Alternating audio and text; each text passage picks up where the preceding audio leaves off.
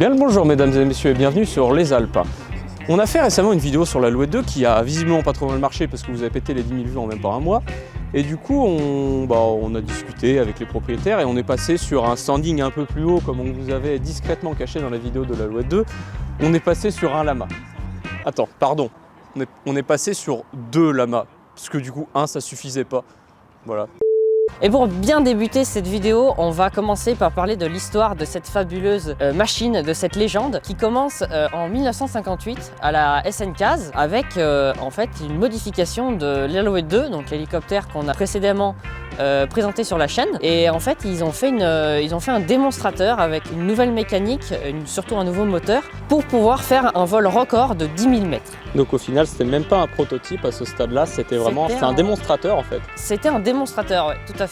Un exercice de performance, je suppose qu'ils avaient en tête de faire d'autres hélicos. Donc, Bah en fait, oui, ils avaient en tête de juste pulvériser les records d'altitude et être le constructeur qui fera la machine la plus performante.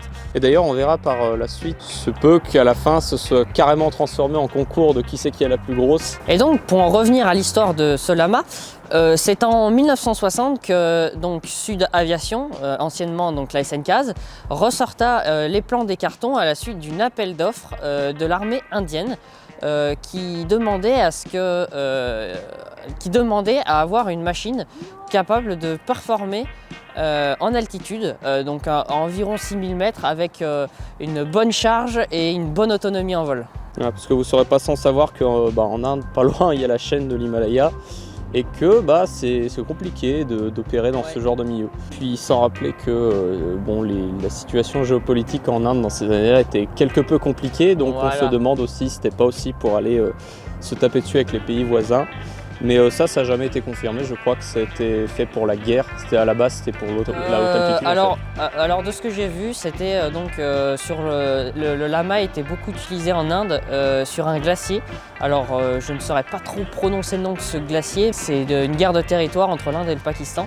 Et en fait le lama a été conçu pour finalement de la surveillance et plus tard même de l'attaque. Alors une fois cet appel d'offres accepté par les Indiens, Sud Aviation commença donc les travaux pour modifier finalement cette Alouette 2 un peu bizarre avec des pièces d'Alouette 3 qui étaient déjà sorties. Donc ils ont globalement foutu un nouveau moteur et une nouvelle mécanique, donc une nouvelle BTP et une nouvelle BTA. Une fois tout ce beau schmilblick assemblé, il a fallu l'essayer ce lama. Donc le lama, il fera son premier vol le 17 mars 1969, il fera ses essais seulement pendant 1 an jusqu'à sa certification au vol. Ouais, donc encore une fois, comme ses prédécesseurs, ça a été très rapide. Vu que ça part quand même d'une base d'Alouette 2 qui marchait déjà quand même pas mal, en fait c'était juste finalement les essais des performances. Et il s'est avéré que c'était quand même vraiment très performant. En France, quand le lama a été essayé, les pilotes d'essai l'ont posé sur le Mont Blanc et a atteint même sans trop de problèmes l'altitude de 9000 mètres. Comme ça, c'était honorable quand on sait qu'on partait d'une Alouette 2 qui était performante en altitude mais qui peinait un petit peu des fois quand tu étais chargé. Ouais, bah là après on a un nouveau moteur quand même beaucoup plus puissant sur cette cellule. Parce que c'est vrai que tu parles des modifications de l'Alouette 3, mais c'est vrai que dans l'imaginaire de certaines personnes, en fait, vu que ça ressemble à une Alouette 2, en fait, dans l'ordre c'est sorti Alouette 2, Lama, Alouette 3, alors qu'en fait, dans l'ordre c'est Alouette 2, Alouette 3 et Lama. Exactement. C'est pour ça qu'en fait, ils avaient 2 bases très solides, déjà de l'Alouette 2 et de la mécanique de l'Alouette 3. Et en fait, ça a fait un super mélange, parce qu'on avait déjà le savoir-faire, puis ils commençaient à avoir de l'expérience aussi dans la fabrication des hélicos, je crois, Sud Aviation. Commence à avoir 2-3 bangers à leur actif. Alors c'est bien, ça marchait en France, mais du coup il fallait quand même que les Indiens puissent essayer leur nouveau joujou. Et quand ils ont reçu leur machine, ce qu'ils ont fait, c'est ni plus ni moins d'aller le poser sur le mont Everest. Et ils ont réussi, le lama s'est posé sur le mont Everest. Et d'ailleurs, pour l'anecdote, ça n'a jamais été réitéré jusqu'à 33 ans plus tard avec l'écureuil B3. Qui est finalement son descendant, donc c'est beau. Techniquement, Sud Aviation, avec les rachats, tout ça, c'est devenu Airbus. En fait, ils se sont auto-battus. On peut dire ça, ouais. Et puis en plus, ils ont mis un petit moment. C'est surtout au niveau autorisation, tout ça, et puis un petit peu de l'éthique, parce que bon, c'est quand même une montagne un peu sacrée, l'Everest, donc on va pas trop la souiller avec des hélicos dessus. Mais c'est vrai que le lama, c'est quand même un des seuls seul hélico qui s'est posé sur le mont Everest. Le lama, il a eu finalement un très grand succès. Donc en 1970, il apparaît enfin dans les catalogues. L'Inde en a été très contente de cette machine, puisque c'est toujours actuel, hein, ils volent toujours avec l'Inde. Et ils ont même donc demandé la licence pour pouvoir construire les hélicos sur leur sol. Il y a eu aussi le Brésil qui a demandé sa licence. Le Brésil a construit des lamas, tout à fait. J'ai fait des recherches, j'ai pas trouvé grand chose sur les lamas brésiliens. Le nom de baptême, c'était le gavião. Gavião. Je sais pas si je le dis bien. Non. Et d'ailleurs, je pense qu'on va pouvoir détailler un petit peu plus les versions de ce lama. En France, on l'a eu en version classique, mais par contre en Inde, ils l'ont décliné en 80 000 versions. Hein. Il y a eu tout, il y a pour faire la guerre en altitude, pour aller en altitude, donc on va détailler tout ça. Eh ben écoute, si tu veux détailler les versions, donc en Inde, ils en ont eu 3. Donc il y a eu le Cheetah, donc finalement c'est le lama construit en terre indienne, qui n'a aucune différence par rapport au lama européen. Après, il y a eu en Inde aussi, il y a eu le Lancer. Alors ça, c'est un lama un peu spécial qui a été armé donc de mitrailleuses et de roquettes, et également blindé sur la verrière. Et c'est comme ça qu'on reconnaît cette version, parce que sur la verrière, en fait, la verrière, elle est pas bulle, en fait, si tu veux, elle est toute anguleuse. Et d'ailleurs, le surnom de cette bulle, c'est la bulle à facettes, parce que ça fait un peu comme une boule à facettes. On n'a jamais pu en approcher en vrai, hein, si vous avez un lama de ce type chez vous. Bulle à facettes. Si vous avez une bulle à facettes chez vous, on est preneur. Parce qu'en fait, du coup, on se posait la question avec Léo, si certains ont la réponse en commentaire, si du coup pour le blinder, je suppose moi qu'ils ont mis du coup du verre, parce que si tu blindes avec du plexi, je vois pas trop l'intérêt. Mais s'ils ont mis du verre, ça devait être sacrément lourd quand même. Après là, on n'était plus dans une optique de performance, quoi. C'était vraiment c'est pour se taper dessus. Et ben ouais, mais figure-toi que donc en Inde, il y a eu la 3e et dernière version, qui est la version actuelle, qui est le Chital, qui est un lama finalement modernisé avec un nouveau moteur, le TM 333, qui fait quasiment 800 chevaux là pour le coup, et qui est autogéré cette fois-ci par un FADEC. Pour ceux qui ne savent pas, en fait, c'est un boîtier électronique qui sert à autogérer le moteur. Donc plus besoin d'action humaine pour finalement gérer les paramètres moteurs. Et c'est donc avec cette version actuelle, le Chital, que l'Inde utilise encore ces lamas. Peut-être une des meilleures versions du coup. Alors un lama avec une turbine de 800 chevaux, ça doit bien marcher quand même. Ça doit marcher, et surtout si tu es géré électroniquement, en fait, tu as le combo d'avoir l'excellence du lama et en même temps avoir un petit peu d'électronique, ouais, tout à fait. Nous en France, en fait, on a eu une demi-version du lama, puisque finalement aujourd'hui les deux lamas qu'on a sont visuellement deux lamas, mais en fait n'ont pas du tout la même histoire. Le lama ici présent est un véritable lama, donc il est sorti d'usine comme tel, avec son Artust 3 et sa mécanique d'Alouette 3, alors que celui-ci, que certains d'entre vous, pour les plus gros amateurs d'aéronautique dans les Alpes, auront peut-être reconnu, n'est pas sorti d'usine en tant que lama. Il est sorti d'usine en tant que Alouette 2, il a été modifié par la suite. Je te laisse préciser pourquoi certaines Alouette 2 ont été transformées, cannibalisées, puis retransformées en lama. Oui, en fait, c'est simple, en fait, c'est juste pour pouvoir avoir une machine beaucoup plus puissante que l'Alouette 2, beaucoup plus performante.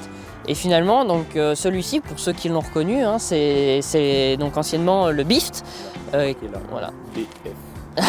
Donc cette machine qui est le Bift, hein, qui a une grande histoire, hein. La cellule a quand même énormément d'heures de vol. Alors d'ailleurs, j'ai entendu tout à l'heure, il y a 20 000 heures de vol la cellule. Et donc ce Bift avant, en fait, c'était une Alouette 2 qui a été transformée en lama. Une Alouette 2 transformée en lama et un lama sorti d'usine, il y a quand même 2-3 différences. On peut faire la différence entre les deux avec quelques petites subtilités. Alors oui, du coup, pour ceux qui sont connaisseurs de cette machine, finalement, les différences sont nombreuses, mais font quand même ça fait la différence entre un lama et une Alouette 2, quoi. Extérieurement, mis à part l'énorme turbine et la BTP qui ne sont pas la même, ici les amortisseurs ne sont pas tout à fait les mêmes.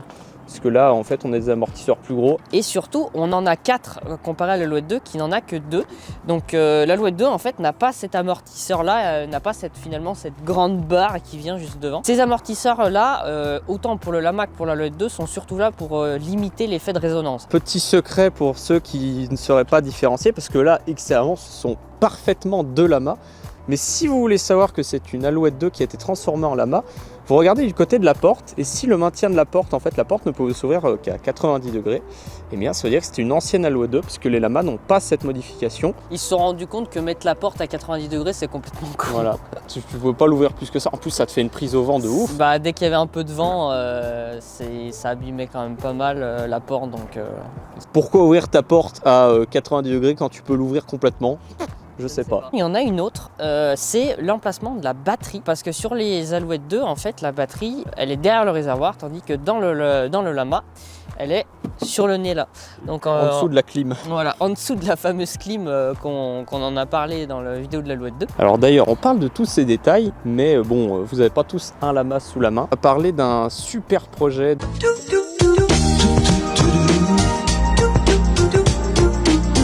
Cet hélicoptère est disponible sur Flight Simulator 2020. Oui, alors c'est vrai que le développeur qui est Taok Zangar, pour ceux qui connaissent et qui sont un petit peu dans le monde de la simulation, a en partie pris exemple pour son modèle 3D sur ces machines finalement. Ça peut vous donner une petite chance de finalement pouvoir prendre les commandes de ces hélicos-là précisément. Je pense qu'on peut tous les deux dire qu'on a passé quelques très bonnes heures de vol dessus. Le développeur est archi sympa. Et il nous a pondu une machine aux petits oignons avec un modèle 3D qui est magnifique. Un modèle de vol qui est franchement sympa. Oui, qui est pas mal, limité par le simulateur malheureusement, mais finalement qui est... Ne soyez pas effrayés si vous avez Flight Simulator et que vous avez des hotasses de base. Ça se gère très bien, ça se prend bien en main. Bon, ça reste nerveux parce que c'est quand même un Lama. On remercie Taok chaudement pour le travail qu'il a fourni. Bon, après cet interlude, Léo est en train d'escalader le Lama. On va vous parler maintenant de la fameuse turbine Artoost 3, puisque la dernière fois on était sur une Astazu. Là, on est sur sa cousine finalement. Oui, sur sa cousine, alors qui est l'évolution de l'Artoost 2 qui était montée sur les Alouettes 2 classiques finalement. Donc ici on a une Artoost 3 qui est reconnaissable par ses deux grandes entrées d'air de part et d'autre du moteur et qui, à la différence de l'Artoost 2, 2 étages de compresseur et 3 étages turbine, contrairement à l'Artoost 2 qui avait qu'un seul étage compresseur et 3 étages turbine. Donc après ça reste une turbine classique avec une chambre de combustion annulaire. Et donc avec ce moteur on a donc en pleine puissance 800 chevaux. Sur le Lama elle est détarée à 570 il me semble. Sur l'arbre de transmission ensuite qui va sur la BTP qui est une BTP d'Alouette 3. Après sur le rotor il y a quand même une différence assez notable. C'est ces fameuses butées basses. Pour ceux qui ne savent pas, les butées basses en fait c'est une pièce qui sert à ne pas faire tomber les pales quand le rotor est à l'arrêt. Sur l'Alouette 2, les butées basses en fait c'est des petites couilles qui reposent sur un anneau qui fait qu'en fait les pales elles tombent pas, elles se posent sur les butées pour qu'elles restent à l'horizontale. Et sur le Lama et d'ailleurs sur l'Alouette 3 aussi, les butées basses elles sont complètement différentes.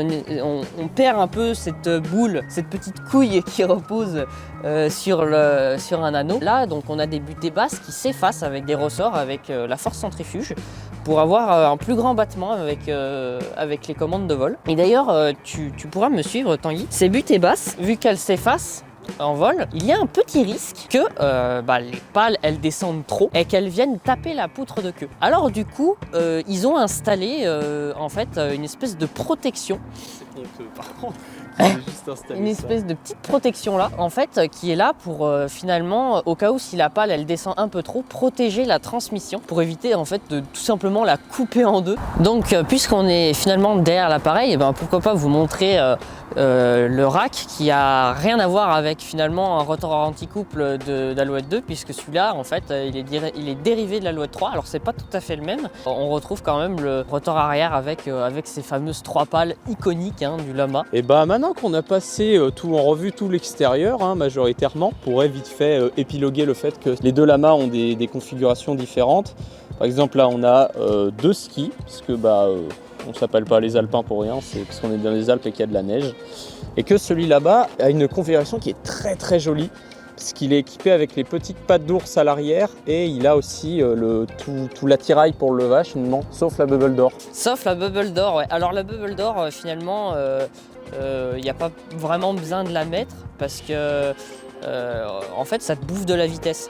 Tu es limité à 80 nœuds avec certaines bubble door, puis en plus apparemment si tu vas trop vite avec la bubble door, tu peux vite casser 2-3 trucs. Ce qui est bête dans une pièce aussi rare, parce que maintenant elle est introuvable. Les bubble door apparemment c'est pas la pièce la plus courante de cet hélico malheureusement. Alors oui d'ailleurs pour répondre aux commentaires, il y a des gens qui nous ont posé la question mais pourquoi l'Alouette 2 elle est en November? Et vous remarquerez que les Lamas sont aussi en November. La question elle peut être vite répondue, en fait c'est juste c'est une facilité pour la certification. Voilà. Plus simple pour la certification. Tout simplement. Tradition, petite amphicabine.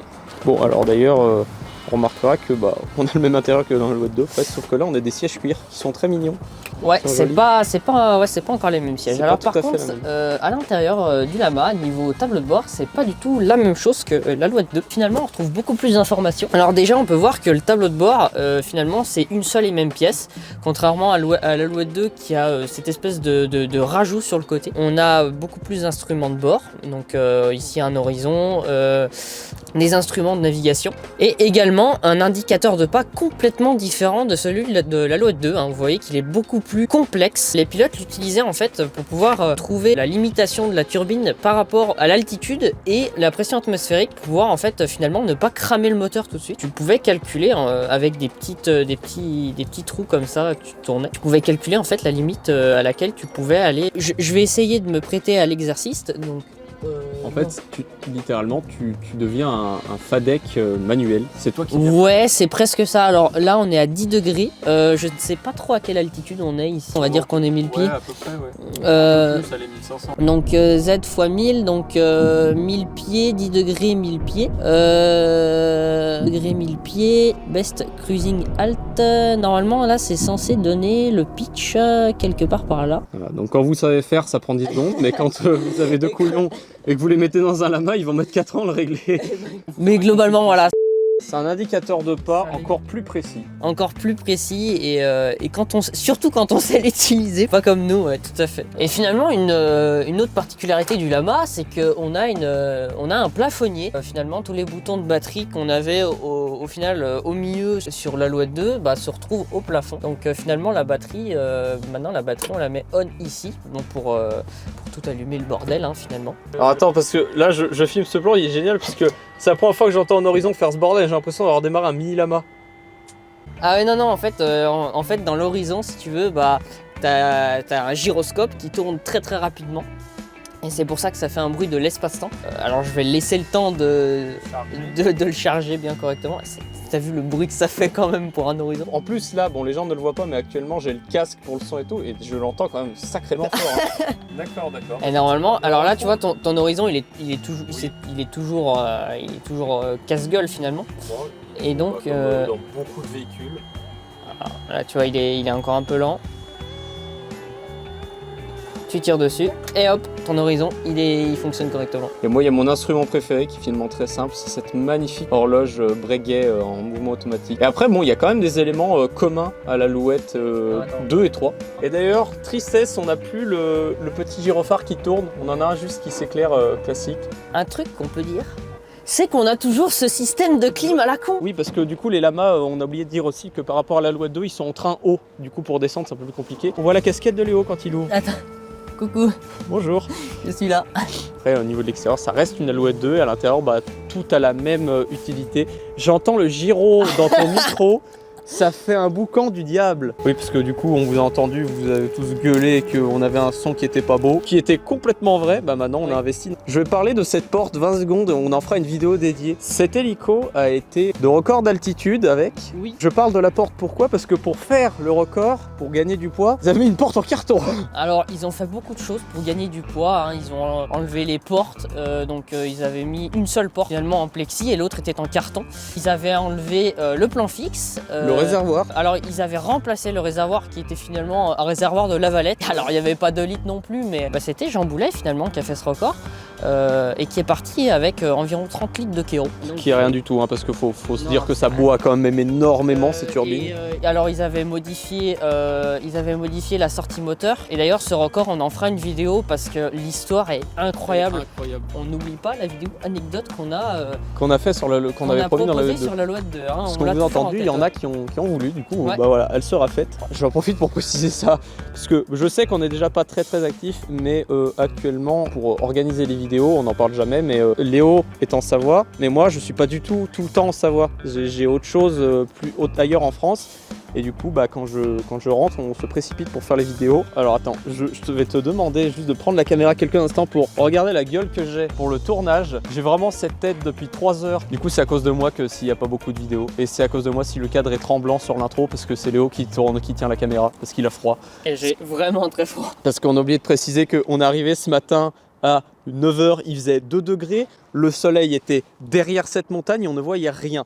Donc Oh bah voilà, on a posé encore une fois, c'est posé de manière dégueulasse l'appareil photo. Du coup là, on fait une outro vite fait parce qu'en fait il y a 7 personnes qui nous attendent pour qu'on parte voler. On vous remercie d'avoir autant bien accueilli la vidéo de l'Alouette 2 parce que 10 000 vues en même pas un mois, je pense qu'on n'a jamais fait ça. Donc on vous remercie vraiment pour l'accueil que vous avez donné. On espère que vous donnerez le même accueil à cette vidéo. En tout cas, nous on a encore une fois pris beaucoup de plaisir à la tourner. Ah ouais. Le temps était avec nous, ça va être une bonne journée je pense. Oui. Et on remercie beaucoup Christian et Rémi de nous laisser jouer entre guillemets avec ces deux machines.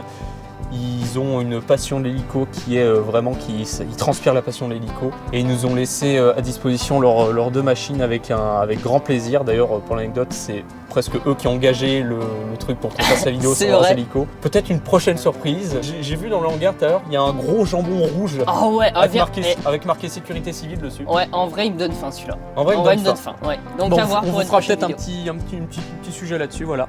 Et en attendant, n'oubliez pas de vous abonner, commentaires, pouce bleu aussi. On n'a pas l'habitude de dire ça, c'est terrible. Et puis du coup, merci d'avoir présenté la vidéo. Puis du coup, nous on va voler. Allez, salut.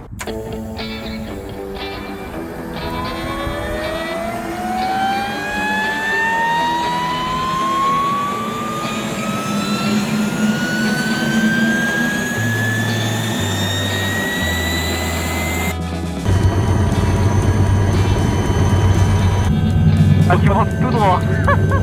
Ouais, il est rotor tournant.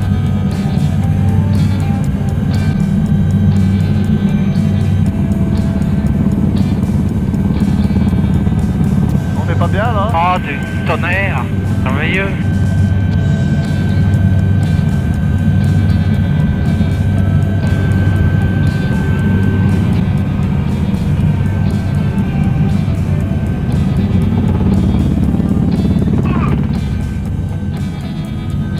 Ah mais c'est même chaud là hein. Mettre la clim.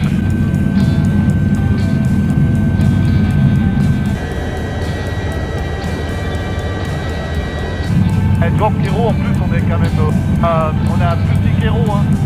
On est quand même assez lourd hein, 4 de nord. Derrière c'est 2 fois plus derrière hein. Hein